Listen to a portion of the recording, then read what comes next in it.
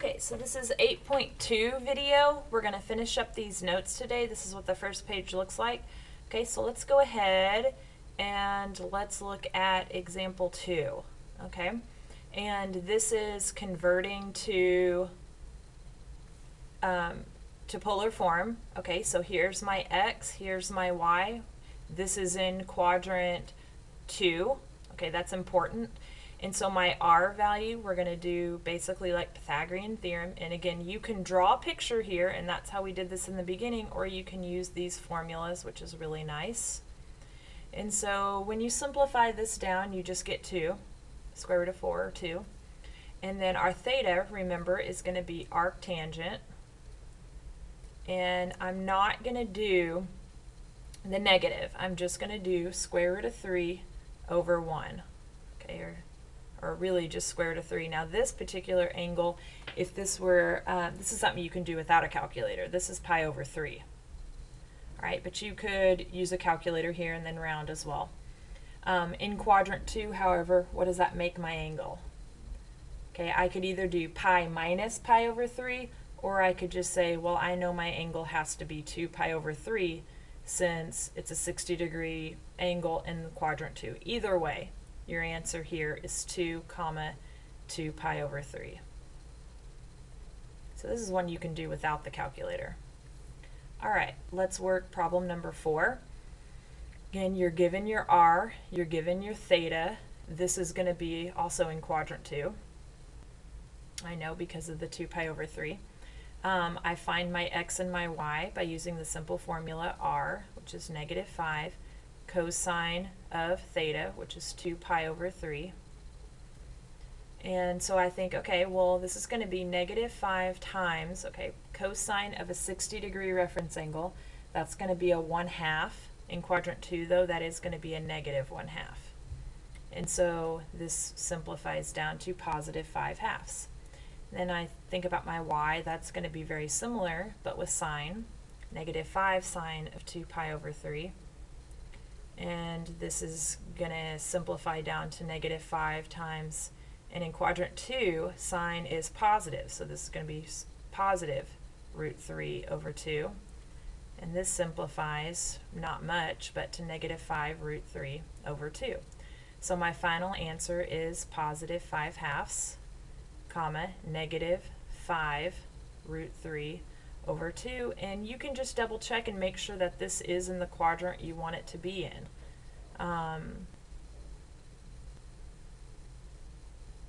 And at first glance it looks like not, because this particular angle was in quadrant 2, and that threw me just for a second. But if you think about it, the -5, what quadrant ultimately, not the 2 pi over 3, but what quadrant is my point supposed to be in? The opposite of 2, which is 4, and it is in quadrant 4. Okay, so now let's move on to something different. I'm going to kind of group these in 2 different groups. Okay, so notice in 5 and 6, I give it to you in rectangular form, and I'm asking you to write it in polar form. And then on the next 3, it's just flipped around. Okay, so I'm going to write some things up here that we know. These are all things that have already been discussed in the notes. We know that x equals r cosine theta. We know that y equals r sine theta. If you're having a hard time remembering this, just write it down each time you think about it. We know that x squared plus y squared is equal to r squared. All right. We also know that arctan of y over x is theta. We know this. And so this isn't really going to be very helpful, but what this implies is, and that is that y over x is equal to tangent of theta. Okay, so all of these things, these are kind of just what we used for conversion. We're going to use these now to rearrange these equations. Okay, so this says x equals 7. Well, x is r cosine theta, so what I'm going to do is write r cosine theta is equal to 7. Now I'm in polar, and the only thing maybe I could do from here would be to divide by cosine. So my equation would be r equals 7 over cosine theta. And even a better way to write this would be to say r is equal to 7 secant. of theta.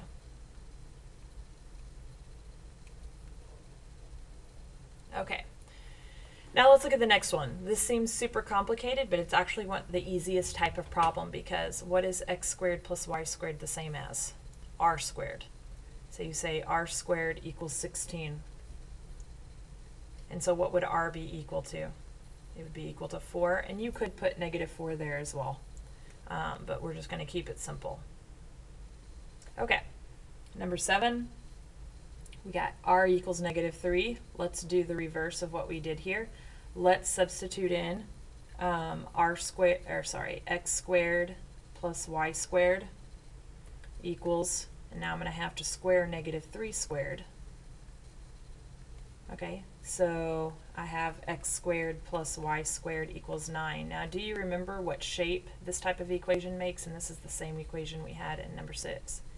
It makes a circle. And I know it's a circle because they have the same coefficient. All right, remember in conic sections, it's a circle with radius 3, and here we have a circle with radius 4, and really a radius of 4 and -4, they're the same radius if you go all the way around. Same thing here, okay? Next one, theta equals -pi/3. We want to convert that to rectangular form, so I'm going to use right over here, which is what we have to do with theta. So I can set -pi/3 equal to arctan of y/x, but it's actually just a lot easier to say, okay, let's take tangent of both sides, and then tangent of theta is equal to y/x, and then actually solve for tangent of -pi/3, which is -√3. And so writing this, if we can write it in y equals, you should do that, and that's equal to -√3x, which is a line. And it should make sense that this is a line. All they're giving us is a theta. They're not giving us a radius of any particular length. So that terminal ray will be the same as this line. There's actually a lot of connections here that I'm not going to spend a lot of time in these notes going over. Okay, so let's think about this one. We have r equals -5 cosecant theta. Now, I have some things about r up here. I could do a square root of x squared plus y squared, but let's see if we can use one of these properties. If I were to multiply both sides by sine theta or tangent theta, which one would help me simplify on the right? Right, sine theta. So I am going to multiply the left side by sine theta, and then I'm going to multiply the right side by sine theta. And this is using one of your trig identities, but it's a really easy one, which is that these equal 1. And what does r sine theta equal? A y. And that's y equals -5, which would be a horizontal line, and that would be maybe harder to predict than some of the others.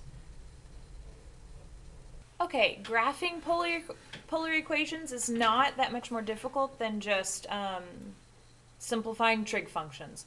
So on this, we have an equation of r equals 3 plus 3 cosine theta, and we see here that there's a table, so we're going to fill in the table, and then we're going to plot it all on our polar grid.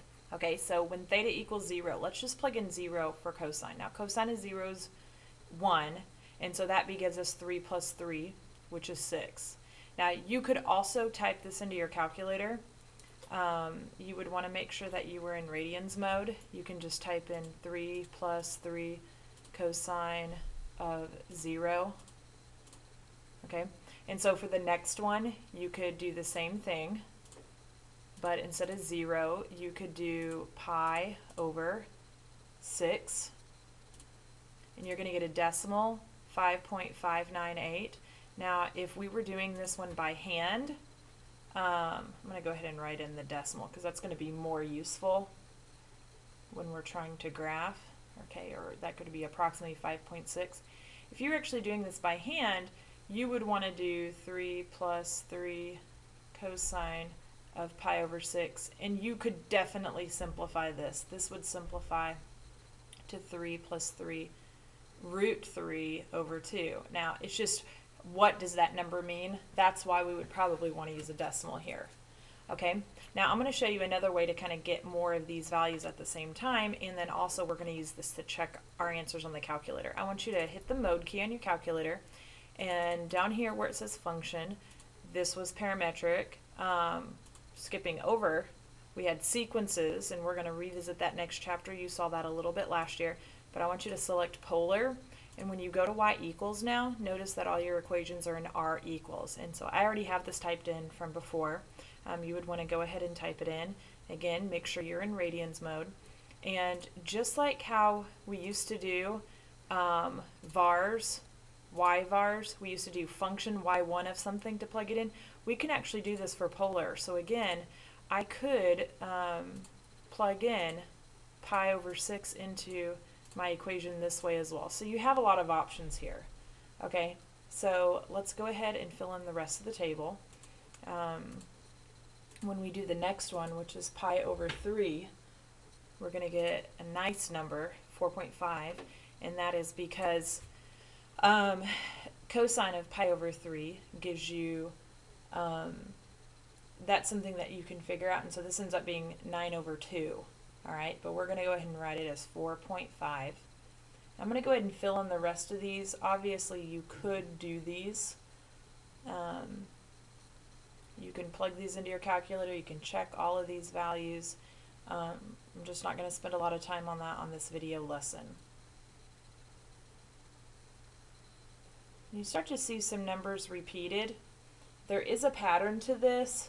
It may not be extremely obvious, but there's definitely a pattern, and we can see that there's symmetry in the numbers here. Okay, so let's go ahead and plot these points. Now, the order that we plot them in is actually important. That's the order that it's going to be graphed. So the first thing is we have a 0 angle and a radius of 6. Okay, so remember that you start here, and there's 1, 2, 3, 4, 5, 6. Okay, so that's this point right here on the polar axis, 6 units away from the pole. All right, now for pi over 6, which in this case, if you look at it, there's 1, 2, 3, 4, 5, 6, you know, and so on. There's basically 12 markers in a pi. This again is a pi over 12 grid. All right, so pi over 6 would actually be 2. Okay, so pi over 6 has a radius of 5.6, so we're going to put it right here between 5 and 6. All right, pi over 3 would be the next mark over, or I'm sorry, 2 more marks, because this next mark over would be pi over 4. So this right here, we're going to do 1, 2, 3, 4.5 units. That's our radius right there. And then at pi over 2, which would be this vertical piece right here, we're going to be 1, 2, 3 units away. And so I want you to notice that there is a curve to this. Okay. And so let's keep going. So then we've got 2 pi over 3, 1.5. That would be 2 more marks, 2 more tick marks over, and 1.5. And then at pi, it's actually 0.